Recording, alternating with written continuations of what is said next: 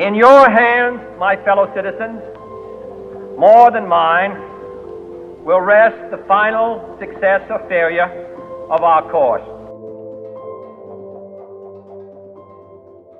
The third trimester project was started in response to learning institutions such as universities are wanting kids to be more innovative. Corporations are wanting kids to be more innovative. And if they're not able to think for themselves, drive themselves, have their own projects, then really you have just a bunch of drones that can't think for themselves. And that's the main reason I think that the third trimester project started. I said to the teachers, hey, I have this idea. Gave them an idea about why don't we do one project all trimester and we use all cores. I said, now let me leave the room and you guys talk about it. And the teachers talked about it, and when I came back in, they wanted to try it. That you get to design and decide on the project that you want and the avenues and the passions that you have.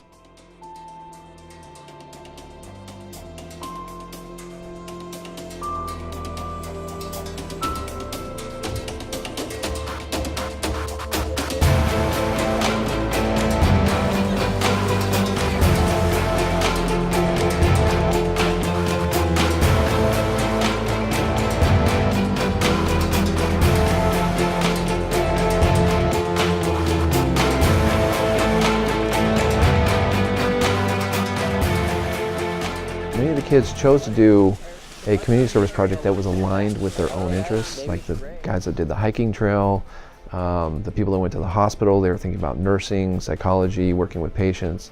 People that build houses, they were thinking construction work. So you can volunteer with any group in the community aligned with your interest. And then you get the ability to be mentored and you walk away with all these amazing skills. When you hit your third year of a project, in any form and at any grade level, that's when you start to hit your stride. Your first year is a pilot, it's a practice. You're trying to see what will work and what doesn't work.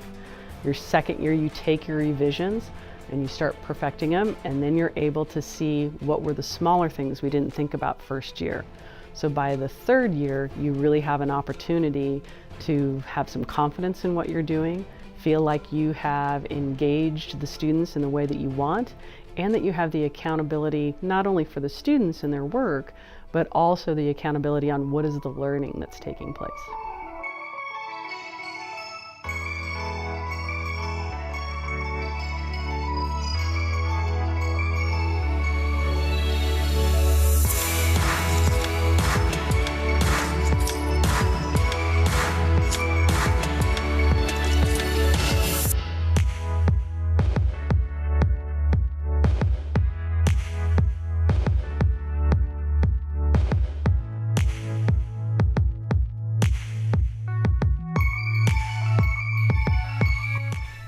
What is your overall project? My overall project is a crash course essentially on cryptocurrency such as like Bitcoin, Ethereum, Ripple, and my main objective of the entire project is just to kind of put everybody into the cryptocurrency loop, just to kind of inform them how it works and how it interacts with the economic world we live in today. I mean, I've been interested in cryptocurrency ever since I was about 12 or 13. That's when it was kind of in the underground scene. It wasn't really mainstream. Like only the tech nerds really knew what it was, and it's always intrigued me. And this is an awesome opportunity that I finally get to do, but I've been wanting to do for a long time. Kind of learn about it and share my knowledge. And I feel like it's my job to make sure that everybody can figure out what that means for themselves, and so they can understand, how it all works. How do you feel about project-based learning, or PBL? I love PBL. Growing up, I teach math, and when I was in middle school, I struggled with math because I struggled with having to memorize algorithms, memorize formulas. With project-based learning, you actually take the content that you're needing to learn and you incorporate it into an actual real-life project or something where you use it so you have an understanding of it. You're not just memorizing it. So I think it's phenomenal for teaching math. For the STEM projects, we take the math concepts that we learn in math and we do projects in STEM that incorporate that so they can actually use the content. And 3D printing and coding, it's great for them to get in and just dive into a project and work it out themselves in the project, rather than having someone stand up there and just lecture to them. This is the way it works, this is what you need to do. They get in there, they do it, they trial and error, they fail, they succeed. It works much better than having someone just lecture to them. What is your project overall? Our project isn't like specifically one thing. It's just like generalized, trying to learn about mechanics. But what we're doing the most is learning about auto mechanics. So one thing that we've done is we've built a little electric model of a V8 engine, which kind of helped us imagine overall how an engine goes together. And that was pretty cool. But I think the biggest thing that we've done so far is we took an old carburetor that Mr. Weber has, and we've rebuilt it, and we tried it in his truck. Our first test failed, but we're going to try again hopefully today, and it'll work out correctly.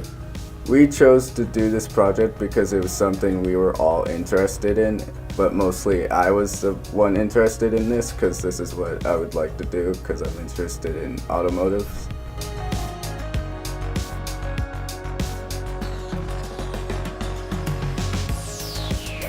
Students will gain from the project? Well, I hope they will gain a deeper understanding of everything that they have put into the project. It's such a varying, the projects vary so much in their differences, and they're so very different that I hope that kids gain a really good understanding of what they are studying. I'm intrigued by how much work is happening for the most part in the high school and the depth at which kids are getting into their projects. I like watching anybody do a job that does it well. And I think that in itself is gratifying, and it's fun to watch. It doesn't really matter if I'm interested in that particular thing. For example, the student that's doing the test scores. Because that is also an issue that concerns me and I find interesting. This year while I was taking the ISAT, I realized how flawed that our system is, and I wanted to bring awareness to it so that we could hopefully change the system to where it would work better for students who struggle in school, and they will be able to learn in a way that best fits them. I have a question for you guys. So, will you please raise your hand if you struggle with standardized education or education in general, even after you're taking the ISAT, which is meant to change our education system? Alright, and keep your hand raised if you ever feel stupid because you felt like you can't understand and no one can help you understand. Now everyone, please look around at your peers. This is the problem with standardized education. How do you view your project overall, and how do you think it has a merit value? Overall, I view my project as a step towards the future, because you can't create a better future without fixing what needs to be fixed. And I believe that my project has merit or value because it's going to change the world.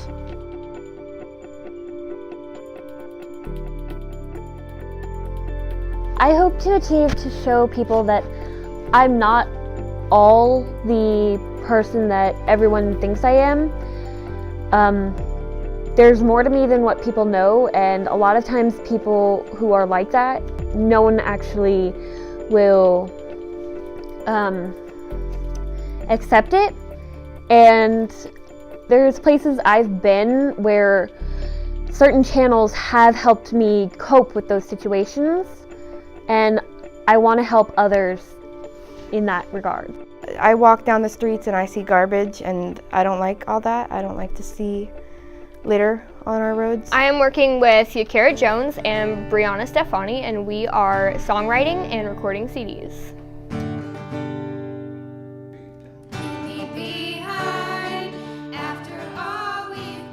When you're putting through as much effort as you are when you first write songs and then you record them, you know, that's a lot, that's a big project to undertake. So I think it was really just proving to ourselves that we could do it.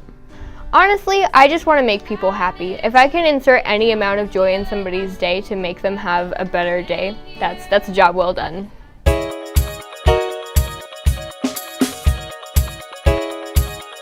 State standards are always a focus in our school because we're in Idaho and our state's fairly strict that we teach to the standards. And so we embrace that.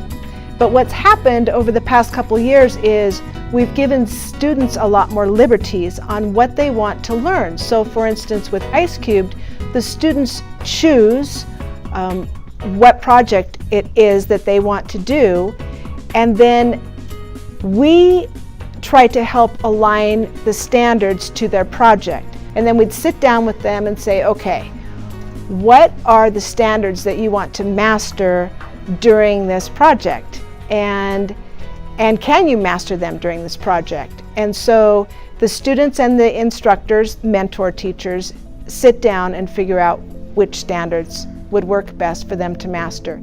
I don't see it as a full year project. I think as science goes, it would be really difficult to get a full year of science in a project like this. I think it works really well as we have it, where you have 2 trimesters of really more intense science, and then you make science fit into the 3rd trimester project. I think as it's set up now, it's probably the most effective.